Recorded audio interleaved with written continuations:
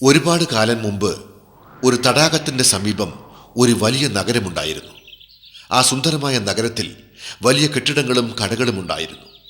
അവിടെയുള്ളവരെല്ലാം വളരെ ധനികരും സന്തോഷവാന്മാരുമായിരുന്നു. കുറച്ചു കാലം കഴിഞ്ഞപ്പോൾ നഗരത്തിൻ്റെ ചീത്തക്കാലം തുടങ്ങി. എല്ലാവരും നഗരം വിട്ടു പോകുവാൻ തുടങ്ങി. പോകുമ്പോൾ അവർ അവരുടെ സാധനങ്ങളെല്ലാം എടുത്തുകൊണ്ടുപോയി. അവിടെ എലികൾ മാത്രം ശേഷിച്ചു. എലികൾ പഴയ അമ്പലങ്ങളിലും വീടുകളിലും താമസിക്കുവാൻ ആരംഭിച്ചു. പെട്ടെന്ന് തന്നെ അവിടെ എലികൾ വളരെയധികം വർദ്ധിച്ചു. അവർ അവിടെ ഭാഗം ഓടിച്ചാടി നടന്നു. എലികൾ തന്നെ പലതരത്തിലുണ്ടായിരുന്നു. നഗരത്തിൻ്റെ അടുത്ത് ഒരു വലിയ കാടുണ്ടായിരുന്നു. അവിടെ ഒരു ആനക്കൂട്ടം താമസിച്ചിരുന്നു. അതിൽ ഏറ്റവും വലിയ ആനയായിരുന്നു അവരുടെ തലവൻ. അത് വളരെ ദയാലുവായിരുന്നു. എല്ലാവരും അതിനെ വളരെയധികം സ്നേഹിച്ചിരുന്നു. ആ കാട്ടിൽ ഒരുപാട് കാലമായി മഴ പെയ്യാത്തത് കാരണം ജലത്തിന് വളരെ ബുദ്ധിമുട്ട് നേരിട്ടു. എല്ലാ കുളങ്ങളും നദികളും മഴ പെയ്യാത്തത് കാരണം വറ്റാൻ തുടങ്ങി. ആനകളുടെ രാജാവ് കുറച്ച് ആനകളെ വെള്ളം അന്വേഷിച്ച് പറഞ്ഞയച്ചു. കുറച്ച് ദിവസത്തിന് ശേഷം ആനകൾ സന്തോഷത്തോടെ തിരിച്ചെത്തി രാജാവിനോട് ഇങ്ങനെ പറഞ്ഞു: മഹാരാജാവേ, പഴയ നഗരത്തിന്റെ അപ്പുറത്ത് വലിയൊരു തടാകമുണ്ട്. ആ തടാകത്തിൽ നിറയെ വെള്ളമുണ്ട്. ശരി, അങ്ങനെയാണെങ്കിൽ നമുക്കെല്ലാം അങ്ങോട്ട് പോകാം. അങ്ങനെ ആ ആനക്കൂട്ടം തടാകത്തിൻ്റെ അരികിലേക്ക് നടന്നു. അവർക്കെല്ലാം വളരെയധികം ദാഹിക്കുന്നുണ്ടായിരുന്നു. അതിനാൽ ആനക്കൂട്ടം തടാകത്തെ ലക്ഷ്യമാക്കി അതിവേഗം നടന്നു. ആനകളുടെ രാജാവ് ഇങ്ങനെ പറഞ്ഞു: തടാകത്തിനടുത്തെത്താൻ നമുക്ക് ഈ നഗരം കടക്കേണ്ടതുണ്ട്. നമ്മളെല്ലാം വളരെ വേഗത്തിൽ നടക്കണം. എങ്കിലേ എത്രയും പെട്ടെന്ന് നമുക്ക് ദാഹമകറ്റാൻ സാധിക്കൂ. വേഗം നടക്കൂ. ആനകളുടെ കാലിനടിയിൽപ്പെട്ട് ആയിരക്കണക്കിന് എലികൾ മരിച്ചു വീണു. പക്ഷേ ദാഹമകറ്റാനുള്ള വ്യഗ്രതയിൽ ആനകൾ ഇതൊന്നും അറിഞ്ഞില്ല. അങ്ങനെ ആ നഗരം എലികളുടെ മൃതദേഹം കൊണ്ട് നിറഞ്ഞു. ഉടനടി നമ്മൾ എന്തെങ്കിലും ചെയ്യേണ്ടതുണ്ട്, അല്ലെങ്കിൽ നമ്മളെല്ലാം മരിച്ചു പോകും. ആലോചിച്ചുകൊണ്ട് വൃദ്ധനായ എലി വീണ്ടും പറഞ്ഞു: ആനകളുടെ രാജാവ് വളരെ ദയാലുവും നല്ലവനുമാണ്.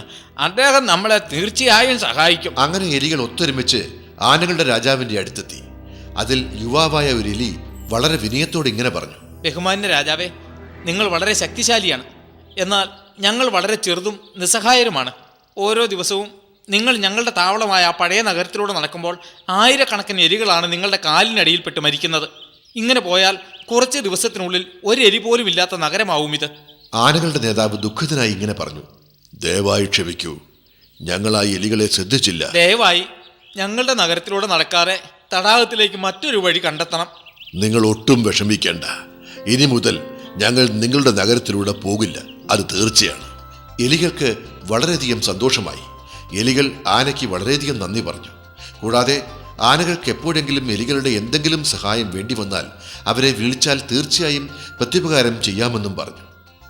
കുറച്ച് വർഷത്തിനു ശേഷം കാട്ടിൽ വേട്ടക്കാരുടെ ശല്യം തുടങ്ങി. എന്തെന്നാൽ രാജാവിൻ്റെ സൈന്യത്തിന് വേണ്ടി ഒരുപാട് ആനകളുടെ ആവശ്യം വന്നു. വേട്ടക്കാർ കാട്ടിൽ ആനയെ പിടിക്കുവാനായി ഒരുപാട് സ്ഥലത്ത് ചതിക്കുഴികൾ ഉണ്ടാക്കി. പുല്ലുകൊണ്ട് മറച്ച ചതിക്കുഴികൾ കാണാതെ ആനകൾ ആ കുഴിയിൽ വീണു. പിറ്റേ ദിവസം വേട്ടക്കാർ വന്ന് കുഴിയിൽ നിന്നും ആനകളെ കയറ്റി മരത്തിൽ കെട്ടിയിട്ടു. ആനകൾ പരസ്പരം ആലോചിച്ചു: ഇനി നമ്മൾ എന്ത് ചെയ്യും? നമ്മൾ എങ്ങനെ രക്ഷപ്പെടും? അപ്പോൾ രാജാവിന് തങ്ങളെ സഹായിക്കാമെന്നേറ്റ എലികളുടെ കാര്യം ഓർമ്മ വന്നു. രാജാവ് കുഴിയിൽ വീഴാത്ത ഒരു ആനയെ ആ പഴയ നഗരത്തിലേക്ക് അയച്ചു. ആ ആന നഗരത്തിലെത്തി എലികളോട് എല്ലാ കാര്യങ്ങളും തുറന്നു പറഞ്ഞു. തീർച്ചയായും ഞങ്ങൾ നിങ്ങളെ സഹായിച്ചിരിക്കും. അങ്ങനെ എല്ലാ എലികളും കാട്ടിലേക്ക് പോയി. അവർ തങ്ങളുടെ മൂർച്ചയേറിയ പല്ലുകൾ കൊണ്ട് കെട്ടിയിട്ട കയറുകൾ മുറിച്ചു. എല്ലാ ആനകളും അങ്ങനെ സ്വതന്ത്രരായി. രാജാവ് സന്തോഷത്തോടെ പറഞ്ഞു: നിങ്ങൾ ഞങ്ങളെ രക്ഷിച്ചതിന് വളരെ നന്ദിയുണ്ട്. എലികൾ ചിരിച്ചുകൊണ്ട് ഇങ്ങനെ പറഞ്ഞു: താങ്കളും ഞങ്ങളെ സഹായിച്ചതല്ലേ ഒരിക്കൽ. അങ്ങനെ ആനകളും എലികളും ഒരുപാട് കാലം സുഹൃത്തുക്കളായി ജീവിച്ചു. ഈ കഥയിൽ നിന്ന് നമുക്ക് ലഭിക്കുന്ന പാഠം, നമ്മൾ മറ്റുള്ളവരെ സഹായിച്ചാൽ അവർ തീർച്ചയായും പ്രത്യുപകാരം ചെയ്യുമെന്നാണ്.